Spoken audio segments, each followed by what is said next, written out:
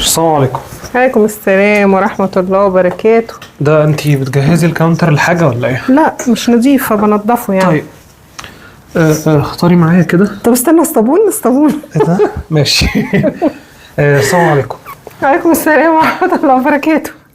اختاري معايا، عايز اجيب تورتة تشيز كيك كده ولا حاجة. تورتة تشيز كيك؟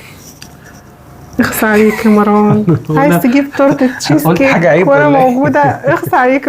هل اللي بتجيبها من بره احلى من اللي انا بعملها في البيت؟ لا طبعا دي ما تتاكلش خالص. امال طب ايه يا مروان؟ ما انتي بقالك فترة حرمانة من التورت والتشيز كيك والحاجات دي. عندك حق. لدرجة قلت اعمل انا بنفسي بس كسلت بعد كده. احرجتني والله يا مروان. قلت مفيش احلى من السهل، اجيبه من بره وخلاص. انت يعني بص اديني ساعتين. ساعتين وهتكون قدامك دلوقتي احلى تورته تشيز كيك. طب هتعمليها لنا بايه بقى؟ انت عايز ايه؟ اقول لك انا عندي ايه؟ اقول لك هشوف اللي انا عندي، هشوف اللي عندي وانا هعمل بيه. خلاص يلا، وهاكلك احلى تشيز كيك. هجيب بقى اللي انا كنت هجيبها دي عشان اقارن بينهم. ماشي. لا طبعا مفيش مقارنه بصراحه، يعني انا جربت كتير. حبيبي يا مروان. مفيش فرق في الطعم، مفيش فرق. ايه ده؟ مفيش مقارنه في الطعم. اخس عليك يا مروان. صدمتني يا مروان. لا والله ده زلة لسان بس. طيب ماشي يا مروان. لا انا بشكر في اكل ماما يا جماعه. انا زمان في مره كنت عايز اقول لها ان في بيتزا اكلتها من بره عجبتني اكثر من بتاعتها شويه، يعني وانا عايز قعدت اقول لها يعني هو بص انا عايز اقول لك على حاجه والله ما تزعليش مني، بس يعني هو قلت لها كتير كده وفي الاخر قلت لها انا يعني في بيتزا دقتها بصراحه من بره عجبتني اكتر من بتاعت البيت يعني. كانت مره يعني هو عشان التسويه والفرن والكلام ده ويعني ايه ممكن الجبن وكده، بس دلوقتي طبعا لما بتعملها احلى يعني عشان ما حدش يفهم حاجه غلط او كده. حبيبي المهم مستنيين التشيز كيك. احلى تشيز كيك شيف. ماشي هبهرك يا مروان. مستنيني يا باشا. تعالوا اقول لكم بقى ازاي تعملوا احلى تشيز كيك. هاتوا شويه بسكوت ساده اي نوع انتوا بتحبوه يعني، او اي نوع متوفر عندكم في البيت. النوع اللي انا استخدمته ده الزبده اللي فيه قليله خالص، او الماده الدهنيه اللي فيه قليله خالص، فناشف، فبياخد ماده دهنيه اكتر، يعني بياخد زبده سايله معانا اكتر. المهم انا حطيت هنا في الكبه 3 بواكي، كل باكو وزنه 144 جرام، فدول حوالي 400 جرام وحاجات بسيطة خالص. يعني انتوا تقدروا تحطوا بقى الكمية اللي انتوا حابينها حسب الصينية اللي هتعملوا فيها. انا اخترت اكبر صينية في ال3 صواني اللي انتوا عارفينهم دول، اللي موجودين تقريبا في اغلب بيوتنا، اللي هم بيتفتحوا من على الجنب دول. فانا هعمل الكبيرة اكبر مقاس. تمام. المهم انا طحنت البسكوت حلو قوي كده، حطيت عليهم في الاول 130 جرام زبدة. دول 130 جرام زبدة دوبتهم في الميكرويف، وعشان البسكوت ده نوعه بياخد مادة دهنية اكتر زي ما اتفقنا، بتختلف من نوع البسكوت للتاني على فكرة. فبصوا بعد ما ضربت حلو قوي كده بختبره بقى ازاي. بمسك شوية بسكوت كده واضغطهم بايدي واشوف هيمسكوا يعملوا يعني كتلة كده ولا لا. فبصوا هي لسه مبدر خالص كده، فدوبت كمان 60 جرام زبدة تاني وحطيتهم. هديهم ضربة تاني برضو كده في الكبة، ولحد ما احس ان هي خلاص الزبده اتقلبت في الكميه كلها. همسك شويه كده واضغط عليهم بايدي. بصوا لما الاقيهم اتجمعوا وبمجرد ما بدوس عليها بتتفرول كده، وهي الزبده سخنه طبعا فالبسكوت دافي كده خلاص. يعني القوام بتاع البسكوت كده حلو جدا، مش محتاج زبده تاني. جبت بقى شريط اللي هو الفاكيوم ده اللي بيتلف حوالين التورت من بره، وغالبا بيتعمل بيه تورته الايس كريم، تورته التشيز كيك، الحاجات دي. حطيتها في قلب الصينيه. لو مش متوفر عندكم عادي ما تستعملوهوش، يعني مش لازم تجيبوه، مش ضروري، فممكن نحط على طول في الصينيه. بس هحط كميه البسكوت اللي انا فرمتها حلو مع شويه الزبده، وافردهم بقى في القاع تحت. بس نوزعهم حلو قوي بقى في الصينيه كده، وبعدين نبدا ندخل بايدينا كمان، نضغط ضغطه حلوه كده خفيفه بحيث نساوي السطح بتاع البسكوت كله، بحيث تطلع متماسكه حلوه كده. ندخلها بقى التلاجة تتماسك على بال ما نحضر طبقه الكريمه اللي هي اللي بالجبنه بقى، اللي هي بنسميها تشيز. دول 3 معالق كبار جيلاتين باودر، جيلاتين نباتي بيتباع في محلات مستلزمات الحلواني. حطيت عليهم نص كوبايه ميه، نص كوبايه ميه بدرجه حراره المطبخ عادي مش سخنه. بقلبهم. بصوا في الاول بتبقى سايله كده، بصوا على بال ما بخلص تقلبتين 3 كمان بتتماسك اهي. بصوا هتلاقوا قوامها تقل اهو. بصوا نركنه بقى على جنب ومش هنعمل فيه اي حاجه. نجيب 350 جرام جبنه، اي نوع جبنه كريمي انتوا بتحبوها.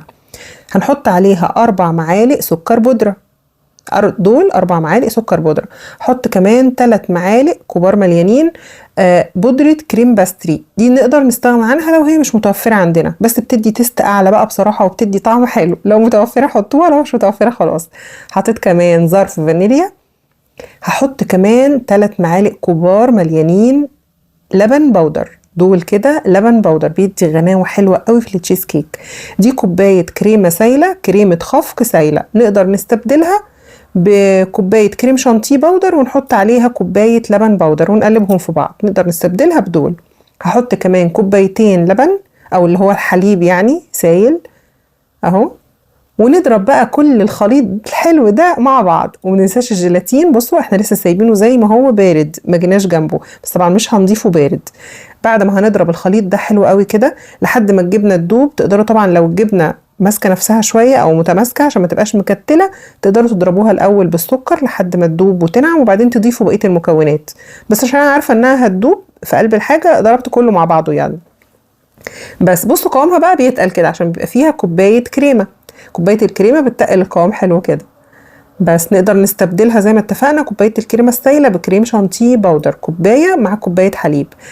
الجيلاتين بقى خدته دوبته في الميكرويف، عايزاه سايل خالص كده او على نار هاديه خالص كده زي الشمعة كاننا بنعمل قهوه، وندوبه على النار ونحط له كمان رشه فانيليا. بصوا انا حطيت له اهو رشه فانيليا لانه بيبقى ريحته بصراحه مش الطف حاجه، فبنحط له رشه فانيليا وما تقلقوش خالص طعمه ما بيبانش خالص في التشيز كيك خالص.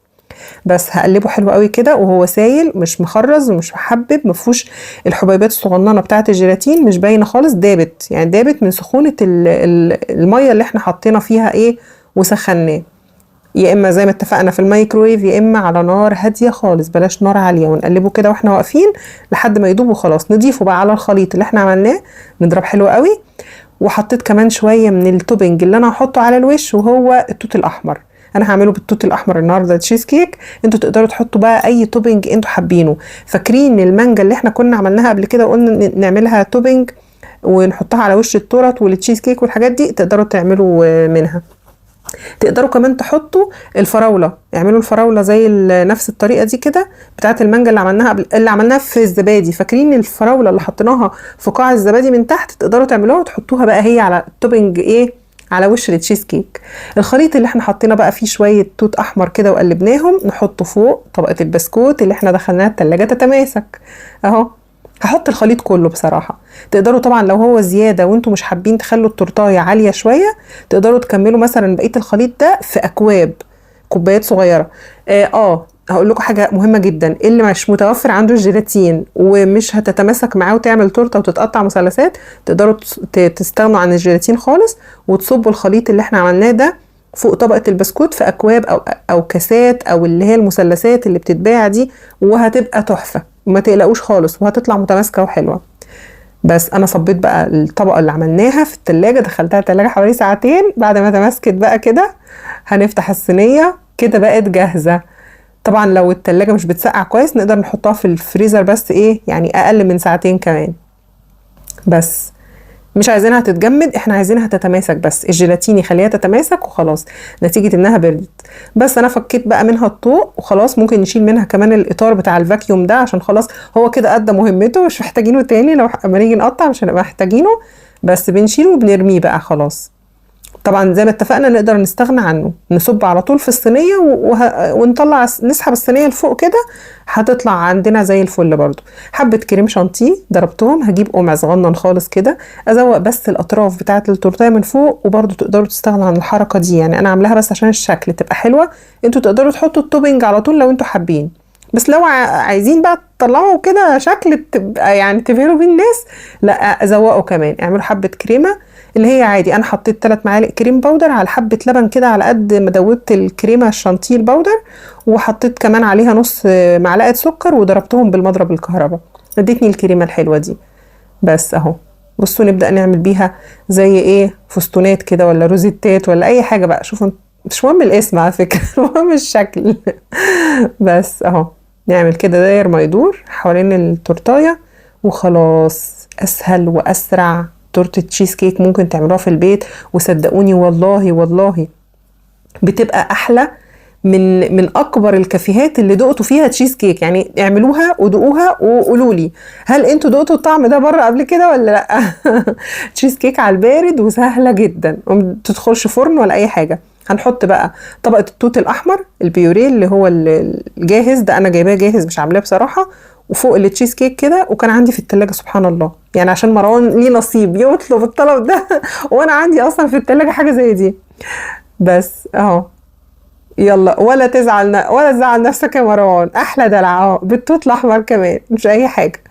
زي ما اتفقنا نقدر نخليها توبنج الفراوله. لو رجعتوا لوصفه الزبادي اللي عملناها في رمضان هتلاقوا الفراوله عملناها مع بعض. اعملوا بقى الفراوله دي وحطوها فوق التشيز كيك، تحفه، يبقى تشيز كيك بالفراوله. بس نبدأ بقى نقطع كده مثلثات ونقدم في الاطباق ونبسط ولادنا ونفرحهم ونوفر على نفسنا بقى ان احنا نروح كافيهات وشوفوا بقى القطعة دلوقتي في اي كافيه بقت بكام يعني. والله حقيقي بتكون احلى كمان.